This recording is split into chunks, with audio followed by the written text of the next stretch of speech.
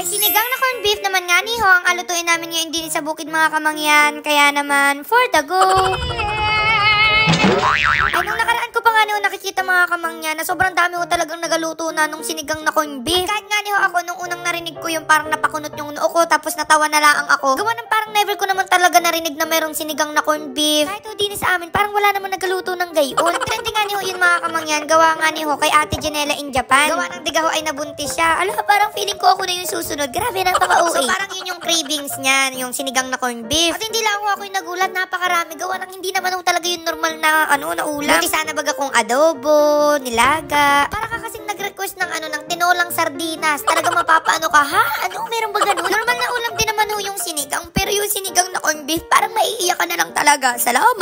Mga hindi rin pala nakakaalam diyan mga kamangyan. Friends ho kami ni Ate Janela. Nagkaka-chat-chat ho kami pero never pa namin nakita yung isa't isa. Parang ilang beses na yata kaming nagsabihan sa isa't isa ng see you soon. Uy! Muntik na nga niyo sana kami magkita nung kasal niya. Ang kaso nga nila nagkaroon naman kami ng emergency. Salamat! So hindi ko na nga niyo alam kung kailan kami apagtagpuin ng tadhana. Siguro sa panaginip na lang. Alam, bakit naman naiiyak? Kaya nga niyo, super saya ko talaga nung nalaman ko na buntis siya. Parang naiiyak na naman ako ngayon. Grabe, napaka-OA mo. So yun na nga niyo, grabe, sobrang daming chika. Nakakarindi. Hala, bakit naman narindi? Sobrang lakas din pala ng hangin niya hindi sa bukid mga kamangyan. Kaya parang ang sarap-sarap matulog, mag-chill-chill. Ang sarap baga lang happy nung hangin tapos sobrang sariwa. So ayan, parang nagagayat nga niyo pala si tatay din ng karne mga kamangyan. Gawa ng magaluto ho talaga sana kami nung sinigang na karning baboy. At alam niyo gawa mga kamangyan, 1 kilo lang yung binili namin. Gawa ng sobrang mahal na. Ang 1 kilo na din sa amin, 450 pesos na. Dati ho kapag 360 pesos, mahal na kami sa gayong presyo. Ay di lalo na ngayon at 450 pesos. Gawa nga niyo na ngayon, madalang na yung nag-aalaga ng baboy din sa amin. Kasi nga niyo nagkaroon ng virus.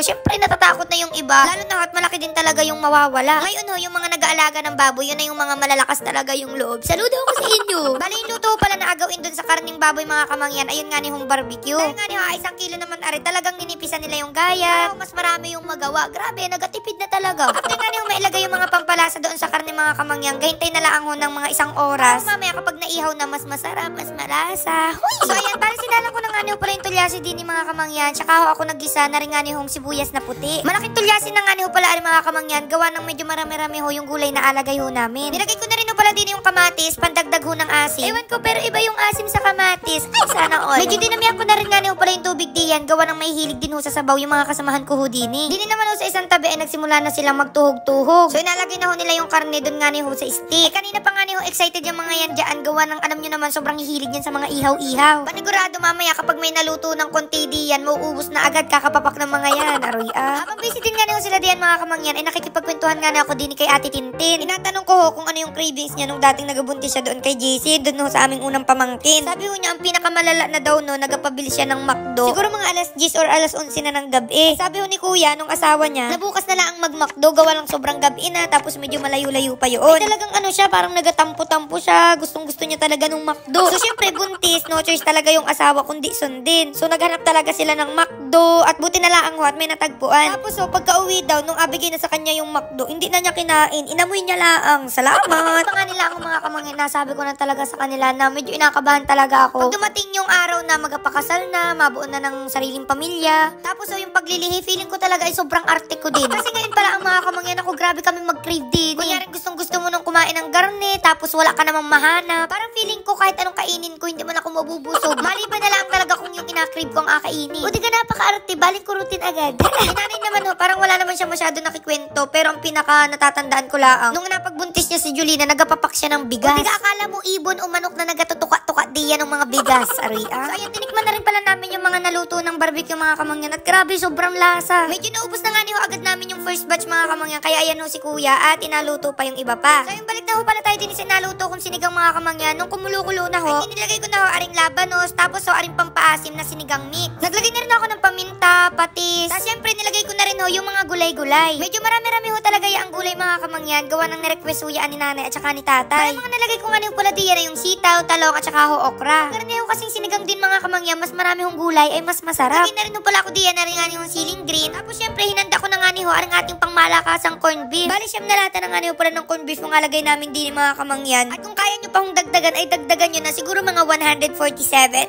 147. Sa tunay ho, yung siyam na lata ng corned beef, medyo maunti pa yun. Gawa ng syempre isang tulyase nga ni ho yung aming napaglutuan. Pero okay lang din naman ho yun. Gawa ng marami na nga ni ho yung gulay. At feeling ko naman ho ay malalasahan din namin yung corned beef din eh. Bali 10 latang corned beef pala rin mga kamangyan. Ang kaso nga nila yung isang latang corned beef ho, hindi ko na nilahok doon sa pagluluto. Para ho alagay na lang doon sa ibabaw mamaya. Ay for the go. So ayan, bali natuloy nga ni ho ni Paring Junior yung pag-iihaw din ni mga kamangyan. At sabi pa nga ni ho niya, ay hindi na raw maabot sa pampulutan niya. Aba, salamat.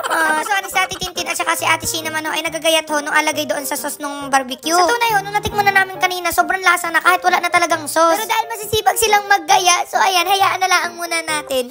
Tapos ayan, sinanay na nga nila ang ho, yung magkasama-sama lahat ng mga pinaggagayat nila. Sobrang ganda talaga ng panahon ngayon mga kamangyan, talagay nakaka-good mood. Minsan ho kasi wala din naman talagang kahangin-hangin din eh. Pag wala akong hangin, parang feeling mo pagod ka na agad. Pero kapag garne, talagang hindi mo mararamdaman yung pagod. Tapos may enjoy mo talaga kung ano man yung ginagawa mo din eh. Sa sobrang ganda ng panahon, parang gusto kong maggamas-gamas din sa paligid. Uy, grabe, napaka-uwi. Buti na nga nila ang din mga kamangyan at naisipan nila magluto nga ni ho ng barbecue. Gawa nang may napapapak din kami din kahit papaano. Hoy! Dahil nga ni ho natapos na yung pagluluto ng barbecue mga kamangyan, ibalik na ho tayo din sa inaluto ko na sinigang na corned beef. Grabe mga kamangyan, sobrang nai-excite na talaga ako kung ano nga ni ho yung magiging lasa na rin. Kahit nga ni ho si nanay at saka si tatay kanina hindi makapaniwala na sinigang na corned beef yung alutuin namin din eh. Akala pa nga ni ay nagabiro. At nga ho pala mga kamangyan, kapag magaluto pala kayo ng sinigang na corned beef, okay lang ho yung normal na mga corned beef. Pero mas maganda ho kung hindi man yung sobrang durog-durog. Gawa ng may mga corned beef kasi na parang buo-buo pa halos ng karne. Kasi ho kapag masyadong durog-durog, baka sumama na talaga doon sa sabaw, parang sabaw na lang siya. So din ho gumamit kami nung parang halos durog-durog na, pero meron din ho nung parang buo-buo pa. Ayan, naglagay na rin pala ako sa ibabaw mga kamangyan at grabe, sobrang nakakataka. At dahil nga nyo okay naman na ari mga kamangyan, abay, alam nyo na ho, kumuha na ho kayo ng bahaw diyan. At kami ho, ay sabayan nyo ng kumain din eh. Ay for the go. So ayun, nung matikman ko nga ni ho ari mga kamangyan, ay nasarapan na rin ho ako agad. Gawa ng syempre, sinigang yan. Plus, nalasahan ko na rin agad yung corned beef. Kumbaga parang dalawa yung ulam mo, sinigang tapos corned beef. Ha? Ano daw? Madalas ho kasi mga kamangyan kapag nag-aulam kami ng corned beef, as in talagang hindi na namin inaluto. Diretso na yan sa kanin. Kaya ngayon ho, medyo nakakapanibago na nakalahok siya doon sa sinigang. Kaya nga yung mga kasamahan ko din ay nasarapan din ho. O di ka kahit hindi buntis, masasarapan pala din eh. Sabi ko pa nga ni ho, pag pala gusto mo ng sinigang tapos nagatipid ka, pwede yung garni. Basta yung mga mura lang na corned beef yung abilhin ninyo, gawa ng tiga, meron naman ng sobrang mamahalin. Kasi imagine nyo, mabili kayo ng karni, ang pagkamahal-mahal, o ay ang corned beef, magkano lang. Ang sarap din nga ni ho, higupin ng sabaw na rin mga kamangyan, lalo na ho kapag sobrang init. Talagang feel na feel mo talaga yung inakain mo. Uy, na parang meron talaga yung kain namin din mga kamangyan. Kulang pa nga ni ho yung kanin namin din. At feeling ko ho talaga mauulit pa yung pagulam namin ng garni. Naks naman. Lagi ko rin naman inasabi sa inyo mga kamangyan na hindi naman ho masama na mag-try ng mga bagong recipe. Kasi syempre makakatikim ka ng mga bago sa iyong panlasa. Salamat! So ayun na mga kamangyan, mamili pa rin ako ng bibigyan ng gift. Basta i-follow nyo lang ang ating page at i-share ring video ano. So hanggang dito na lang ang ating video. Tanam namin muna namin ang aming ulam. Bye bye, love you.